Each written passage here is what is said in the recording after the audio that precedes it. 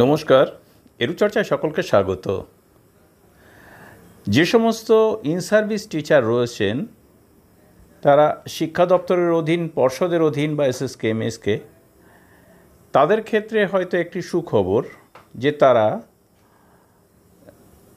2017-19 যে session NIOS option দিয়েছিল, offer করেছিল ডিএলএড করার জন্য, সেই ডিএলএড যে কোনো কারণে করতে পারেননি অথবা ভর্তি হওয়ার পরও কমপ্লিট করতে পারেননি, তাদের জন্য কিন্তু আবার নতুন করে একটা সুযোগ দিচ্ছে শিক্ষা দপ্তর।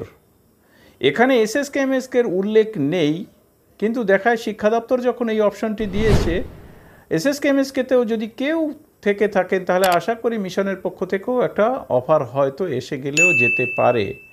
তবে এক্ষেত্রে যেহেতু এনআইওএস এই অফার দিচ্ছে না বা অন্য কোনোভাবে দেয় কিনা সেটা দেখার, তাই শিক্ষা দপ্তরের পক্ষ থেকে একটি নোটিফিকেশন জারি করা হয়েছে। Government of West Bengal school education department, elementary education.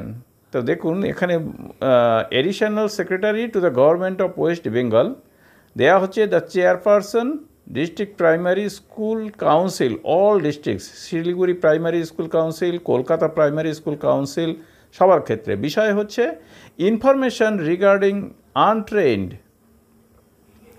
Teachers who did not possess DElEd qualification, অর্থাৎ আনট্রেন্ড টিচার যারা এখনও ডিএলএড শেষ করেনি তাদের জন্য ইনফরমেশন বা তাদের সম্পর্কে information. I am directed to request you kindly to furnish the information in detail in respect of untrained teachers who did not possess 2 years DLED qualification in connection with the arrangements for admission process for the session 2023 to 2025. এখানে বলা হচ্ছে যে যে সমস্ত শিক্ষক untrained teacher D.El.Ed 2 বছরে D.El.Ed শেষ করেননি তাদের বিস্তারিত বর্ণনা, ইনফরমেশন, তথ্য চাওয়া হচ্ছে, যাতে করে 2023 এবং 2025 এই সেশনের জন্য একটি তাদের ডিএলএড করার অ্যারেঞ্জমেন্ট করা যায়। The information should be furnished as per following proforma at an early date. তো এই ইনফরমেশন কিন্তু যত তাড়াতাড়ি সম্ভব দিতে হবে। দেখুন এখানে ফরম্যাটটা দেওয়া রয়েছে: serial number, name of teacher, name of school, date of joining, reason for not appearing আর non completion of the course.